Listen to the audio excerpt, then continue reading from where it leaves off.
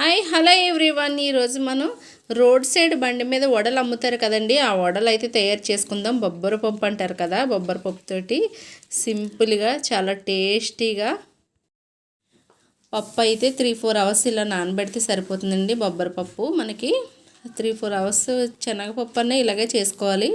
ఇది పప్పు అయితే మెత్తగా ఆడకూడదు, కచ్చాబిచ్చా పప్పులు ఉండేలా ఆడుకోవాలి. ఒకవేళ ఆడుకుండేటప్పుడు పప్పులు కానీ లేకపోతే సైడ్ ఉంచుకొని మళ్ళీ యాడ్ చేసుకుని సరిపోతుంది. ఇందులో మనకి పప్పు ఆడేసాం కదా, అల్లం వెల్లుల్లి చిన్నది పేస్ట్, అల్లం వెల్లుల్లి పేస్ట్ వేయొచ్చండి. నెక్స్ట్ ఆనియన్స్, మిర్చి, అల్లం ముక్కలు పేస్ట్ వేయకపోతే అల్లం ముక్కలు యాడ్ చేసుకోవచ్చు.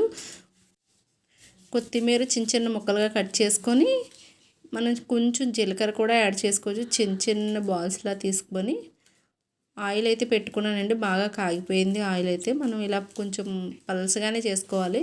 చూసారా, ఇలా వేసుకుంటే టేస్టీగా ఉంటాయి. మనం ఇలా రోడ్ల మీద కొనుక్కుంటాయండి, మనం ఇలా ఇంట్లోనే తయారు చేసుకుంటే చాలా సింపుల్గా ఉంటుంది. చాలా బాగుంటాయి ఈ వడ అయితే.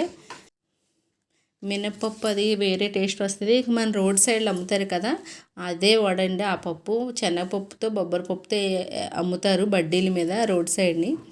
అయ్యే వడలండి. మనం ఇలా తయారు చేసుకుంటే ఇంట్లో చాలా ఈజీగా అయిపోతాయండి. మనం బయట కొనుక్కుండే కంటే ఇంట్లోనే ఇలా తయారు చేసుకుంటే చాలా ఈజీగా అయిపోతాయి. చాలా టేస్టీ కూడా ఉంటాయండి అసలు ఈ వడ అయితే.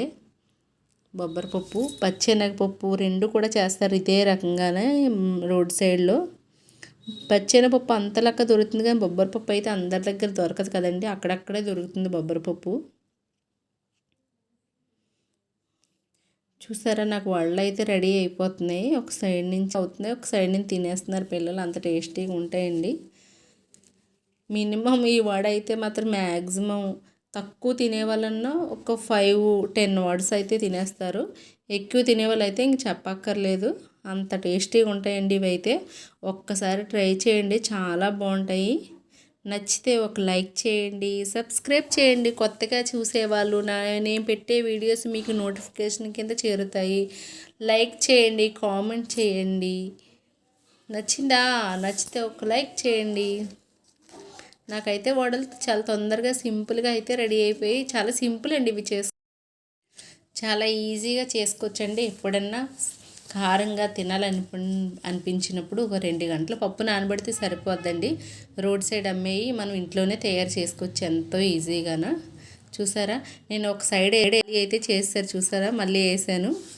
నచ్చిందా? నచ్చితే ఒక లైక్ చేయండి. Okay friends, bye bye. ఏదైనా తినడం ఎంత ఈజీ, చేసుకోవడం అంత ఈజీ ఈ వడ. కొత్తగా చూసేవాళ్ళు సబ్స్క్రైబ్ చేయడం మర్చిపోవద్దు ఫ్రెండ్స్. Okay bye.